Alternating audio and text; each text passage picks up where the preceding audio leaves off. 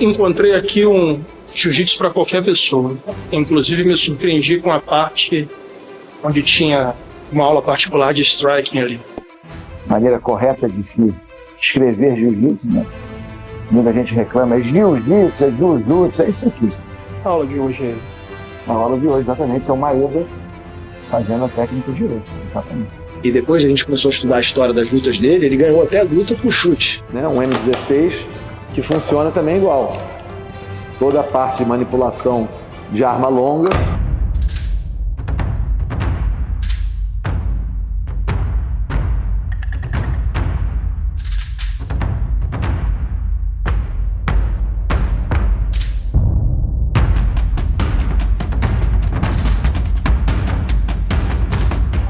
Fala, Guilherme. Beleza, meu irmão? E você? Prazer é meu estar aqui, bicho. Conhecer a estrutura de vocês aí. Muito bom. Você fala pela internet. Primeiro valente a trocar uma ideia comigo no direct foi você. E agora estamos aqui. 800 mil views, 2 anos, muitas conversas e finalmente dei um treino aqui hoje. Pude sentir a atmosfera de vocês. Tá gostando de Miami? Pô, tô adorando Miami, cara. Tem uma versão do Connect Cash aqui em Miami. Eu fiz várias essa vinda aqui. Eu vim aqui, conversei com os atletas que iriam lutar o UFC, conheci algumas academias, fui na academia do Wagner Rocha, de jiu-jitsu. Você que é carioca também, você sente que Miami tem um pouquinho do Rio de Janeiro? Pouco não, é o Rio que deu certo. Verão o ano inteiro, praia, lifestyle muito parecido. Bom demais, cara. Você sabe que essa foi uma das razões que a gente veio pra cá. Pô, eu acredito. O meu pai, em 92, quando meu irmão começou a pensar em para que universidade ele iria, meu pai já começou a falar: Miami, Flórida, o sul da Flórida, é o lugar do futuro nos Estados Unidos. Mas é. Incrível como ele teve essa visão, né? Mas o meu pai também achou que uma das grandes vantagens de Miami era exatamente a questão cultural. Não só o clima, mas até os cubanos, os latinos. Eu lembro que o Pedrinho encontrava um restaurante cubano para comer arroz com feijão e tal. E agora o jiu-jitsu. Em cada esquina que você vai tem uma academia de jiu-jitsu. E todas muito boas, cara. Em cada esquina uma academia de jiu-jitsu e todas com muita qualidade. Nosso amigo Vitor, que tá aqui, né? Teve com ele, né? Vitor Dória, sim, almocei com ele, me levou lá em South Beach. A estrutura de vocês é fantástica. O jiu-jitsu de vocês eu notei que é mais voltado não, totalmente voltado para uma luta, né? Para uma luta de rua, digamos assim. Em 2004, a gente decidiu não focar mais em campeonato. Então, o Pedro começou a dar aula aos poucos ali para os amigos na universidade em 93, mas a gente veio ainda do Rio de Janeiro, onde a gente fazia as aulas particulares, com o Hélio Gracie principalmente, mas com o Royler também, focando na defesa pessoal, o jiu-jitsu como uma luta completa, como você disse, parte traumática. A gente fez até um pouco de boxe, quer dizer, muito boxe, com Raf Gigler e judô, no Colégio Sion, antes disso no Santa Luzia, no Flamengo também. E apesar da gente ser vascaíno, mas o Flamengo tinha uma equipe muito boa de judô também. Então a gente sempre viu o jiu-jitsu, meu pai, né, sempre viu o jiu-jitsu com a influência do Hélio Gracie como uma luta completa. Mas já na nossa época tinha essa separação, né? Então as aulas de grupo na Academia Gracie, no Maitá, que foi o final ali que a gente pegou, já eram voltadas também para o esporte, né? Para os pontos. Então a gente chegou aqui com essa influência também e estava fazendo os dois, tentando fazer os dois.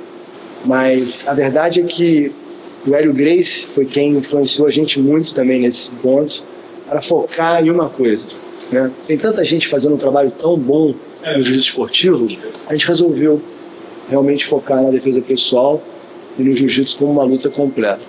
E a parte filosófica veio de uma ideia de vocês, que eu acho que é uma das partes mais importantes e mais esquecidas no jiu-jitsu.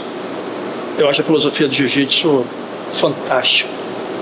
A estrutura, criar um programa, o livro, isso veio da gente. É claro que o Pedro, você que já conversou tanto com ele, você sabe quanto ele estuda isso e quanto ele vê isso como uma coisa de, super importante dentro do ensino do jiu-jitsu.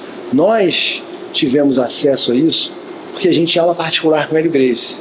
Meu pai também sempre gostou muito de toda essa filosofia, mas quando você tem aula particular, a gente não só tinha aula particular, mas a gente teve o privilégio de, às vezes, morar com o Hélio Gracie. Férias, meu pai me mandava para casa do Hélio Gracie, com 11, 12, 13, 14, até mais novo, em Itaipava. Então, convivendo com ele, no dia a dia, indo ao supermercado, indo fazer compras, assistindo, vendo o Hélio Gracie negociar material de construção, ele lidar com as pessoas, situações de trânsito, você aprende a filosofia de uma forma prática. Só que ninguém, dentro da nossa linhagem de jiu-jitsu, ninguém nunca fez. Claro que o Carlos Gracie falava muito sobre isso, até escreveu um livro muitos anos atrás, mas isso nunca foi feito de uma forma assim organizada, com uma estrutura para o ensino de jiu-jitsu. E isso nós organizamos, e bacana é que muita gente está, eu acho que, seguindo essa linha agora, Vários professores estão começando, inclusive, a escrever livros e falar e demonstrar que o jiu-jitsu. O importante é conhecer também. Existe uma raiz, que vem do japonês, da filosofia japonesa, do samurai. Isso foi algo que o Pedro sempre dá crédito para todos, mas nós, Joaquim e eu, damos crédito muito para ele também, que ele foi quem liderou esse movimento. Encontrei aqui um jiu-jitsu para qualquer pessoa. Inclusive me surpreendi com a parte onde tinha uma aula particular de striking ali. Porque para mim jiu-jitsu envolve tudo. Se eu achar que na defesa pessoal eu vou fazer uma guardinha e um berimbolo no meio fio, tô morto. E quando eu vi a parte de striking eu gostei muito, cara. Fiquei muito surpreso e feliz com o que eu vi. A gente escutou sempre dele a importância que ele dava para a parte de trocação, pouca gente sabe disso, mas ele tinha um aluno que vinha do karatê e ele admirava os chutes e quando eu era mais novo eu chutava assim também. E depois a gente começou a estudar a história das lutas dele, ele ganhou até a luta com chute, Então, eu particularmente gosto muito da parte de golpes traumáticos. A gente tem aula de grupo e aula particular, como você viu, especializadas só em golpes traumáticos, mas com a estratégia do jiu-jitsu, entendeu? A gente, inclusive, faz aulas sem luva, às vezes, usando a escala, usando a palma da mão,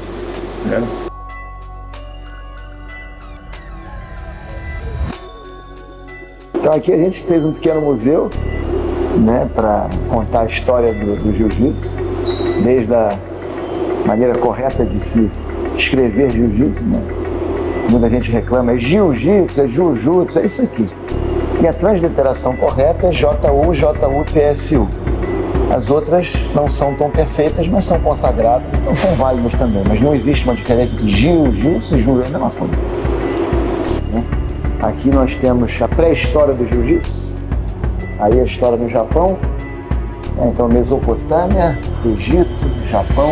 Não que isso aqui seja jiu-jitsu, mas mostrando que as técnicas de luta já existiam mesmo nos registros mais antigos da nossa história, da história da humanidade.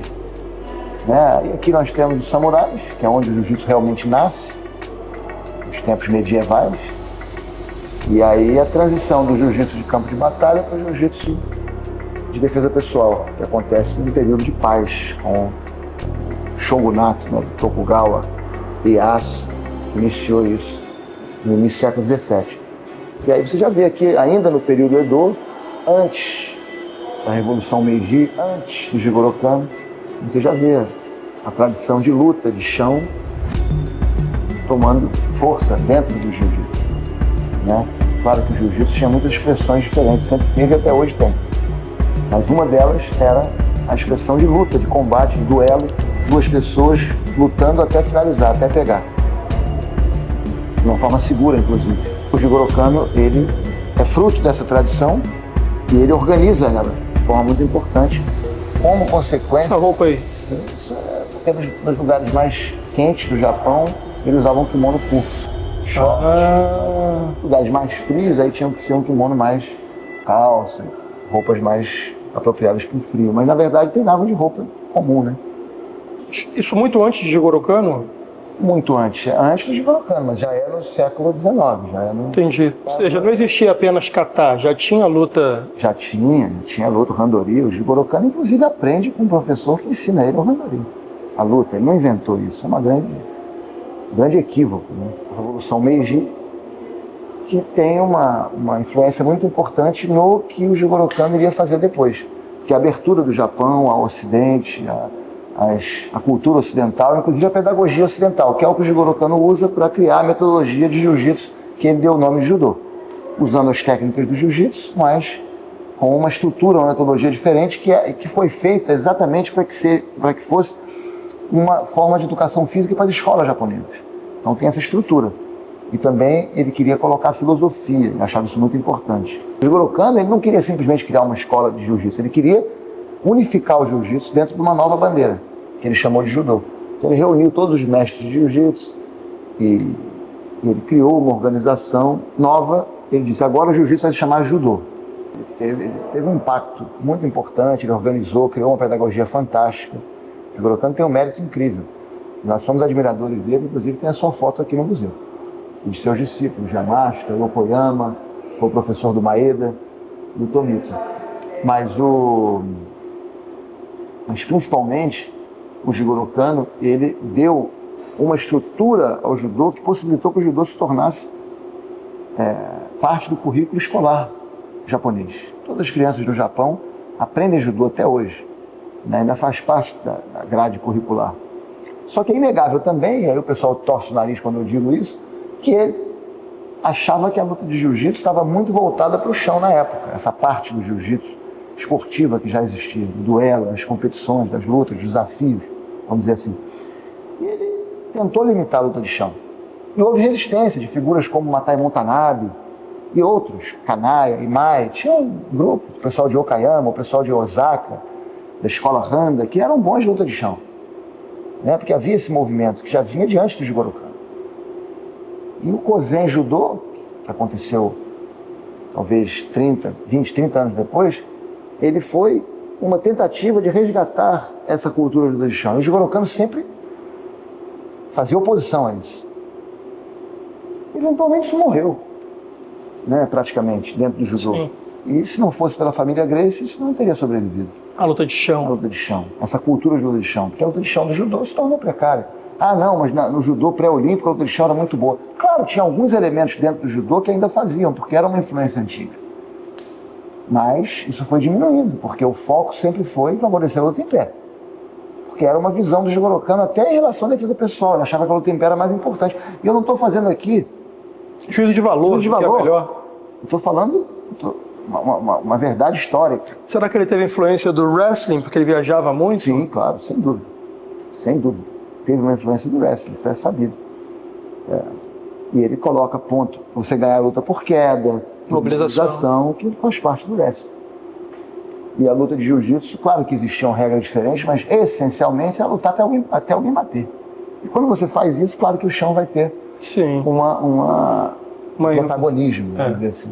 A ciência do jiu-jitsu, ou judô, na época eram sinônimos, era levando para o chão.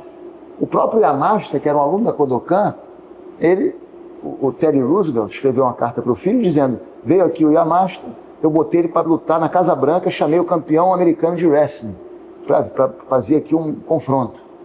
E na parte de queda, os dois eram mais ou menos iguais. Inclusive o americano levou vantagem. Mas quando jogava no chão, o japonês por baixo, colocava na guarda e finalizava, ou no pescoço ou no braço. Então, quer dizer, com essa percepção, Maeda, todos que vieram para o Ocidente começaram a desenvolver mais a luta de chão. Sim. Que era a filosofia do Tanabe, do Imai, do Kanaya e muitos outros que favoreciam a luta de chão e achavam que no confronto de duelo, né, 1 a 1, mano a mano, o chão é que resolvia. A aula de hoje aí. A aula de hoje, exatamente, isso é o Maeda fazendo a técnica de hoje, exatamente. Aqui é o podcast dos Irmãos Valentes. Aqui é o podcast. Isso aqui é a credencial do confronto entre Royce Gracie e Matt Hughes. Sensacional. Você foi com quem lá, Pedro? Fui com o grande mestre Hélio Gracie, sentei do lado dele, na primeira fileira. Qual foi a reação dele quando o Royce perdeu? Ele era um homem muito filosófico, né? Então ele sempre disse que o que acontecia era para o nosso bem. Então, ele, claro, não gostou de ver o filho dele perder, mas entendia aquilo como algo maior. Esse kimono aí não é de jiu-jitsu, esse é o kimono original, pô. Eles acham que esse kimono que a gente usa não é jiu-jitsu. Por que eles acham isso? Porque não é jiu-jitsu esportivo. Exato, porque a manga é muito curta. Mas é outra parada, cara. É a cultura que mais tem luta de chão. Mas aí você pega o pergaminho da escola e os caras praticam assim. Ajoelhado, defesa disso. A cultura da escola, a tradição de catar. Mas eles acham que tudo que tem Tenjin Shinryu se restringe a isso. É uma visão muito míope da coisa. Então os caras pegam, o Tenjin Shinryu é isso, não tem luta de chão nenhuma, porque eles se baseiam nesses pergaminhos das técnicas de kata. E pelo fato de não ter kata de luta, e só a Kodokan ter criado um kata de luta, eles acham que então antes não tinha luta. Chegam a umas conclusões equivocadas, baseadas na falta de informação. Isso daqui a 200 anos vai ser como você pegar um DVD do BJJ Fanatics e falar que tudo que o Bochecha sabia era o que estava naquele DVD. Isso. Exatamente isso. Eu vou até mais longe, por exemplo, o Hélio Gracie, o Carlos Gracie. Todo o arcabouço técnico da Academia Gracie naquela época. Como que isso pode ser estudado? Se eles eram altamente secretos com o que eles sabiam. Quer dizer, não tem filme, não tem livro. Por exemplo, diferente dos Gracie, o Tsunetani Oda, no Japão, fez um livro detalhado com as técnicas que ele ensinava. Então falam, o Tsunetani Oda tinha um jiu-jitsu muito mais sofisticado do que o dos Gracie. Mas eles se baseiam em quê para saber exatamente o que o Hélio Gracie treinava na década de 30, na década de 50? Como é que eles sabem? Essa é a minha pergunta. Outro dia, o grande mestre João Alberto Barreto esteve aqui, né, já há alguns anos, e eu perguntei a ele, comecei a fazer perguntas, mas qual era a técnica que você gostava? Ele me mostrou guarda aberta.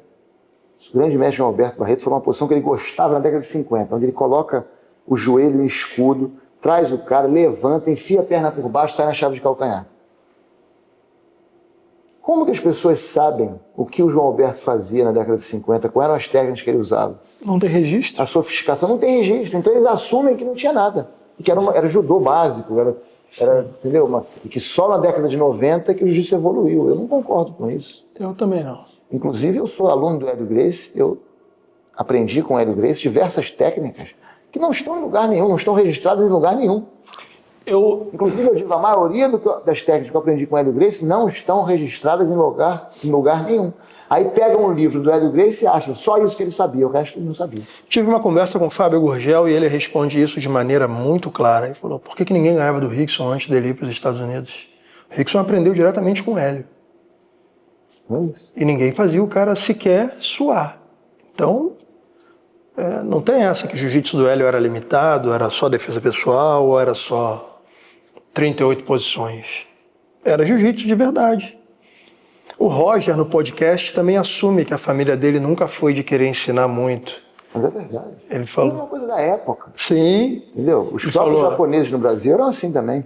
O Roger deu o exemplo do mata-leão. Ele falou, tem um ajuste de mata-leão que a gente não ensinava para ninguém, que era da mão que vai atrás da cabeça. Na verdade, ensinava jiu-jitsu botando a mão na cabeça do cara, o que facilita a defesa do mata-leão, quando o certo não era aquela mão ali.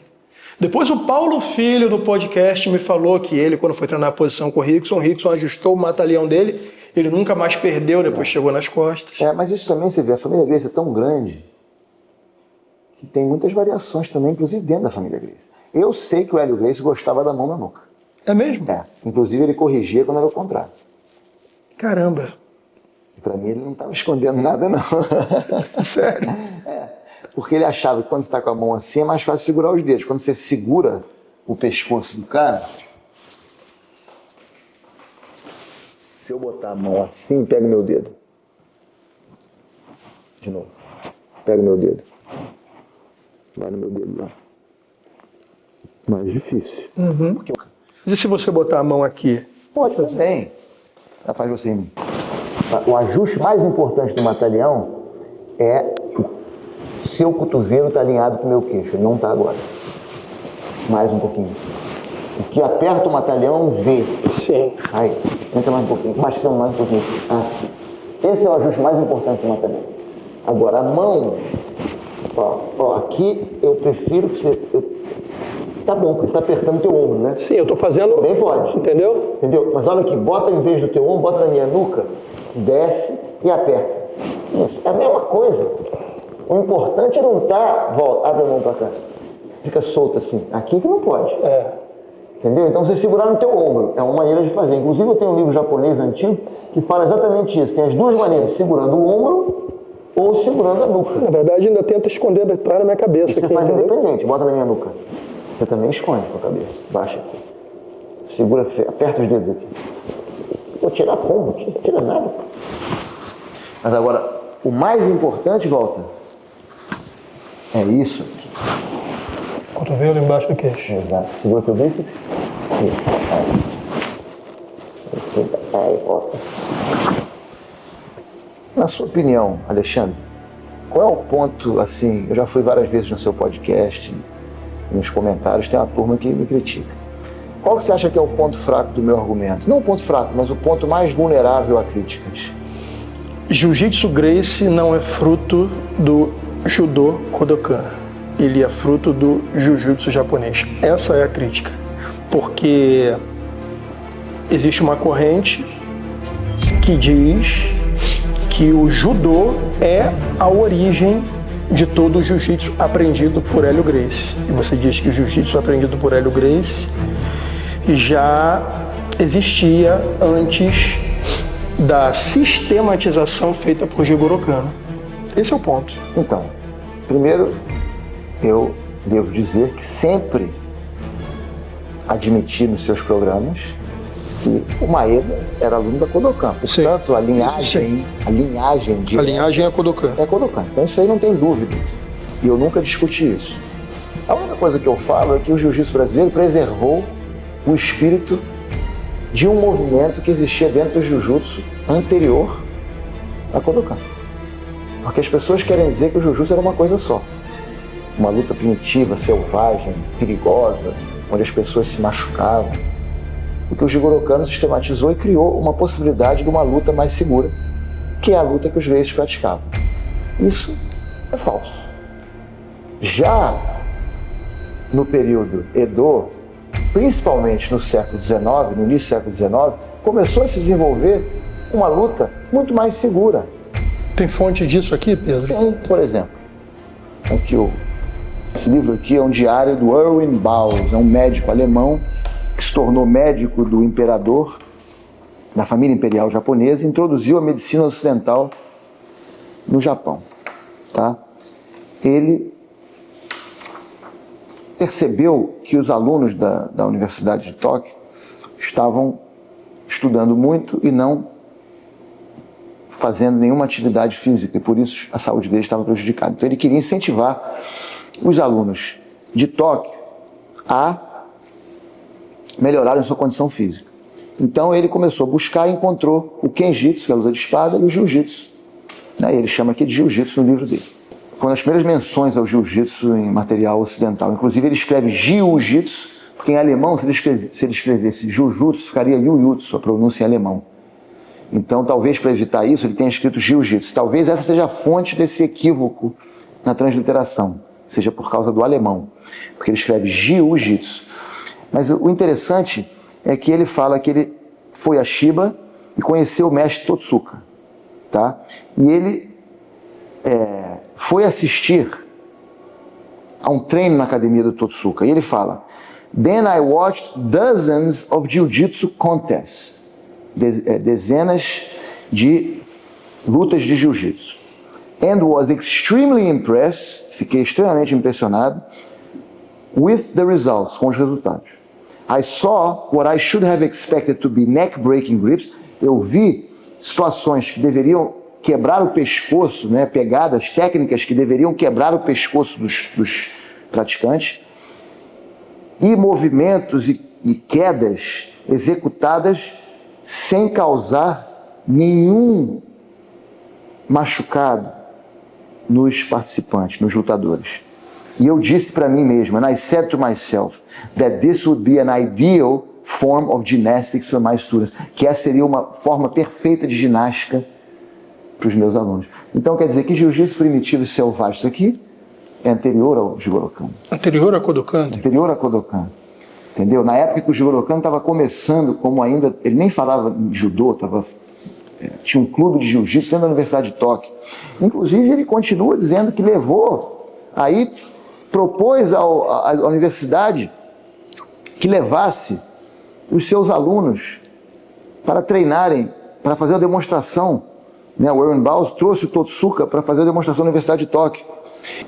Então, aqui ele diz que o Jigoro Kano estava dando aula na Universidade de Tóquio e que o Jigoro Kano ajudou ele a convencer a universidade a trazer o Totsuka e seus alunos de Shiba para fazerem uma demonstração em um grande campeonato na universidade. Aqui, ó. Jigoro Kano e seus alunos foram muito importantes, were at length successful, foram bem-sucedidos in introducing the university authorities to summon the jiu-jitsu experts from Shiba, e pedir às autoridades. Você está falando que o Jigoro Kano fazia jiu-jitsu, né? Sim, claro. É isso. Então você vê que você tem uma munição ainda. Libera pra frente.